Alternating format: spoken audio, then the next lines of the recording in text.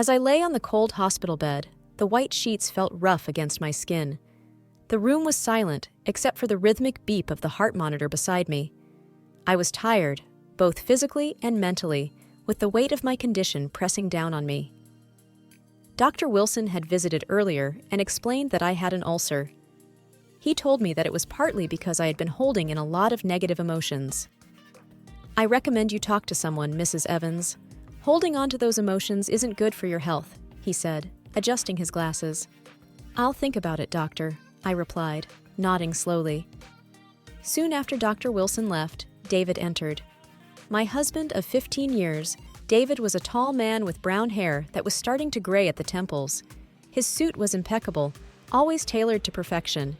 However, his face now showed signs of stress and impatience.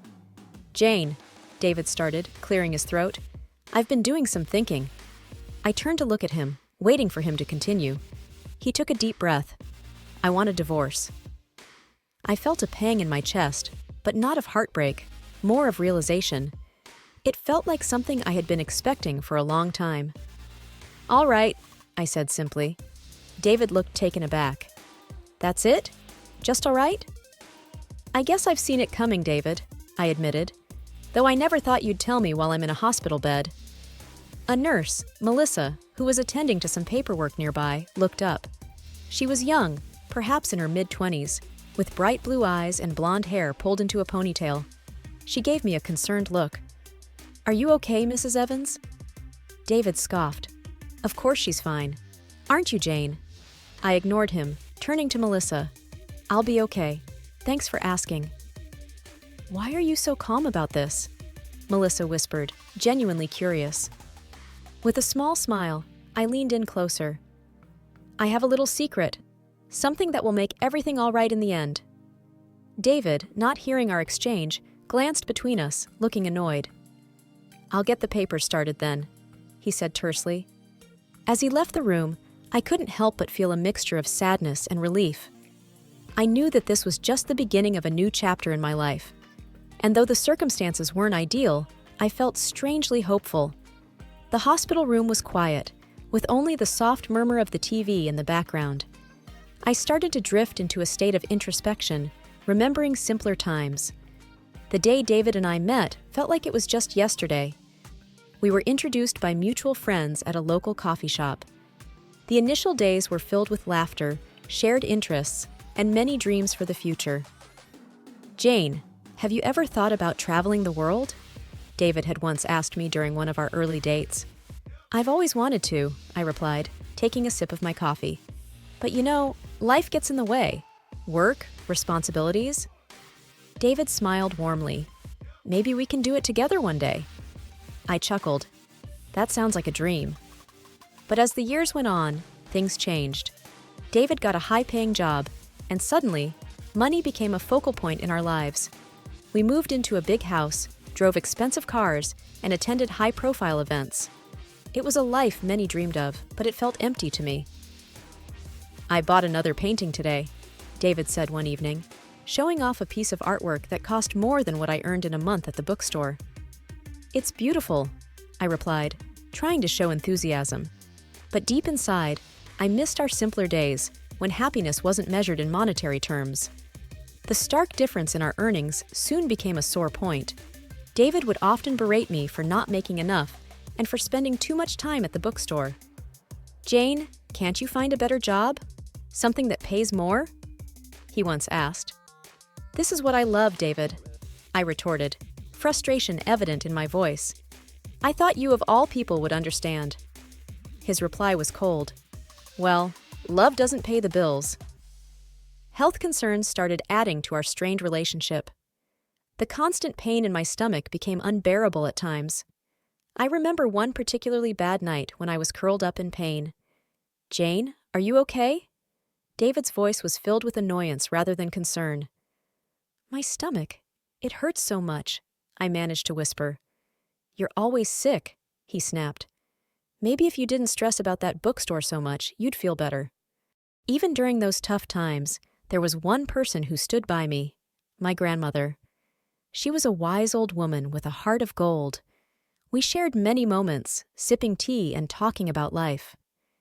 "He's not right for you," she told me during one of our conversations. I sighed. "I know, Grandma, but we've been together for so long." She looked at me with a knowing smile. "Sometimes length doesn't mean depth. Remember that." Her words stayed with me. David's decision to ask for a divorce might have been sudden for him, but for me, it was a long time coming. And as I lay in the hospital bed, clutching the letter from the notary, I felt a sense of clarity and direction for the first time in years. My grandmother had passed, leaving me $3 million. But there was a catch. I would only inherit it upon divorcing Robert. A bittersweet smile formed on my lips. Once an unwelcome condition, now it was my ticket to freedom. The next morning, I decided it was time to take charge of my life. I needed to know why David was so eager for the divorce. Was there another woman? Or was there something else he wasn't telling me? I decided to call Mark, a lawyer I had known since childhood. We had grown up together, and even though life took us on different paths, our bond remained. "Jane, long time. How are you holding up?" Mark's voice sounded genuinely concerned. "Been better, Mark," I replied, trying to sound upbeat. "But I need your help." Mark paused for a moment. "What do you need?" I hesitated. "I need to know why David wants a divorce so urgently. Can you find out?" There was a short silence. "You think he's up to something?" "I just have a gut feeling. Something's off." "All right," Mark said. "I'll hire a detective to tail him, see what he's up to." I felt a weight lift off my shoulders. "Thank you, Mark." A few days later, Mark called with news. "Jane, you were right. David's been seeing someone." My heart sank. "Who is she?" "He's been spending time with a young girl, probably in her 20s. Tall, model-like. Our detective has taken some photos." I sighed. "I need to see them." Mark arranged for me to meet with the detective later that day. The detective, a stern-looking man named Carl, showed me several pictures of David and the young woman. "That's him." Carl pointed to David in one of the photos. "And her name is Clara. She's a student, but has an interesting past." "What do you mean?" Carl hesitated. "She's been involved with a few rich men before. It seems she has a pattern." I felt a rush of anger. "So, she's using him?" Carl shrugged. "Looks like it, but there's more. We found out she's currently working for an escort service." I took a deep breath, trying to process everything. "Thank you, Carl." As I left the detective agency, a plan began to form in my mind. David wanted a divorce? Fine. But I wasn't going to let him walk away without a fight. He would regret the day he decided to betray me.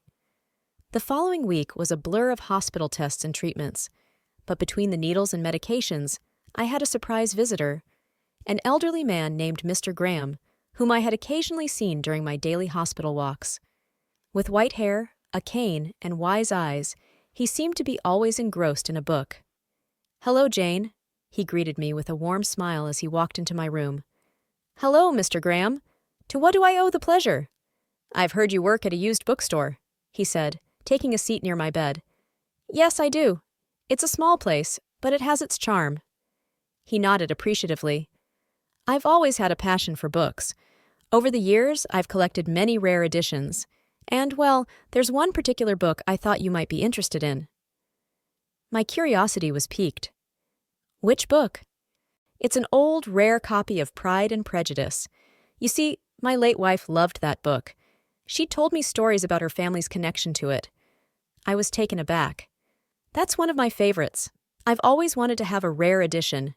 Mr. Graham smiled kindly. "I thought so. Well, I'm willing to sell it to you." "That's a generous offer," I said, my heart racing.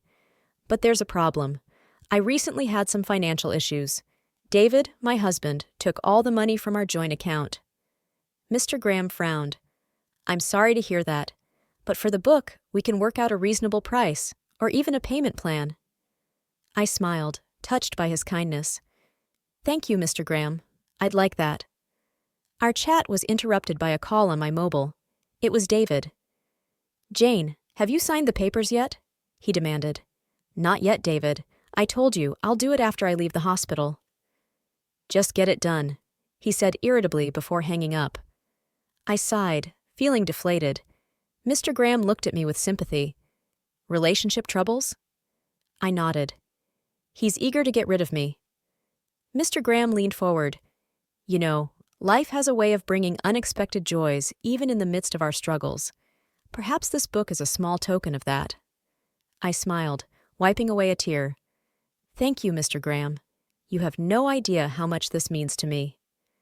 As he left the room, I held the book close, feeling a strange sense of comfort. In the midst of chaos and heartbreak, this little piece of literature became a beacon of hope. After my release from the hospital, I met with Mark to strategize our next steps. The evidence against David was strong, and I was ready for confrontation. Mark handed me a file. Everything you need is here. Pictures, documents, everything. I nodded, feeling a mix of anxiety and determination. Thanks, Mark. I appreciate everything you've done. He looked at me seriously. Just remember, be strong. David might try to manipulate or guilt trip you. I'm ready, I affirmed. The confrontation was set for an upscale restaurant downtown. David had chosen the place, probably to flaunt his financial superiority. As I walked in, I saw him seated at a corner table with Clara, the young model. Her presence was unexpected, but made me more determined. David smirked as he saw me. Took you long enough. Traffic, I replied curtly. He gestured to Clara. You remember Clara, my secretary? I smiled sweetly at her. Of course, how could I forget? David, eager to get things underway, said, So, have you signed the papers? I looked at Mark, who handed over a document. David quickly scanned it, his smirk fading. What's this? He asked, sounding genuinely confused. It's a demand for a significant share of your assets, Mark replied coolly. David laughed. On what grounds? Mark slid over the pictures of David and Clara. On these grounds, infidelity. Clara looked horrified, her eyes darting between the pictures and David. David's face went red. This doesn't prove anything. Mark wasn't fazed. It's enough, and there's more. He handed over another set of photos showing Clara with different men. David looked at Clara, betrayal evident on his face. What is this, Clara? Clara stammered. I can explain. I chimed in. No need. Mark already explained to me about your profession. David looked crushed. His grand plan had backfired spectacularly. I decided it was time to deliver the final blow. Oh, and by the way, David, my grandmother passed away and left me a substantial amount, so don't worry about the dinner bill. I've got it. The look on David's face was priceless. The combination of shock, regret, and realization was almost poetic. I stood up. This is the last time you'll see me, David. Goodbye. Walking out of the restaurant, I felt a sense of freedom I hadn't felt in years. I was finally free from David's toxicity, and it was time for a fresh start. The past few weeks after the restaurant incident had been a whirlwind of changes. The whole town buzzed with news of David's fall from grace, and the whispers and pointed fingers were unavoidable whenever he made a public appearance. One afternoon, my phone rang, displaying David's number. I hadn't expected him to call ever again. Still, out of sheer curiosity, I answered. Hello? Look. David's voice was rough, almost desperate. I need to ask you something. My defenses immediately went up. What do you want? He hesitated, and I could almost picture him struggling for words. I need a loan. I raised an eyebrow. You want money from me? Yes, he sighed, his voice breaking a little. I spent a lot on Clara, on gifts, travels, everything she asked for. Plus, there are debts I've accumulated. I thought I had it under control, but now with everything falling apart, I just need some help to get back on my feet. His confession did give me a moment of satisfaction, but I remembered how he had treated me in the past, his condescending words and attitude. You told me once that I shouldn't spend money on myself because I'm an uninteresting woman, I said coldly, recalling his exact words. Why should I help you now? He was silent, likely recalling that painful memory. I waited. I'm sorry for what I said, he replied. It was wrong, but I really need this. I took a deep breath. David, You made your choices, and now you have to live with the consequences. I won't help you. I could hear the desperation growing in his voice. Please, just think about it. I'll do anything. No, I responded firmly. Goodbye, David. I hung up and took a deep breath, feeling the weight of the past finally starting to lift off my shoulders. I was in control of my life now, and no one could take that away from me. The courtroom buzzed with murmurs, everyone exchanging opinions and whispers, but my focus was sharp. I looked straight ahead, bracing myself for the face-off. The mahogany doors opened, and in walked David, his hair disheveled, and his face reflecting sleepless nights. He still managed to look charming, but I saw through it. Mark, my lawyer, stood tall beside me. Stay strong, he whispered.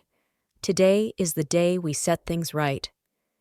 David approached hesitantly, his eyes pleading. Can we talk? Just for a minute? I nodded towards Mark, signaling him to give us a moment. Make it quick. David took a deep breath. I'm so sorry. I realize the pain I've caused.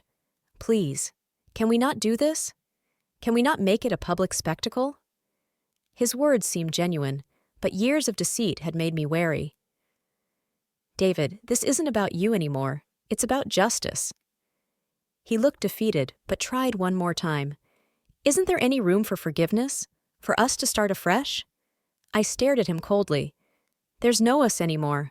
And as for forgiveness, some things can never be forgiven. You chose this path. Before he could respond, the bailiff announced the judge's arrival. Everyone took their seats. The judge, a middle-aged man with a stern face, spoke. This court is now in session. Mark began.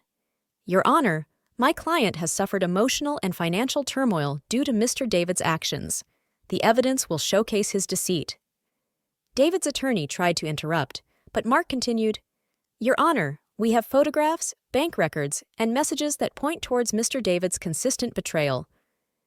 The evidence was presented, one piece after another, creating an irrefutable chain of David's misdeeds.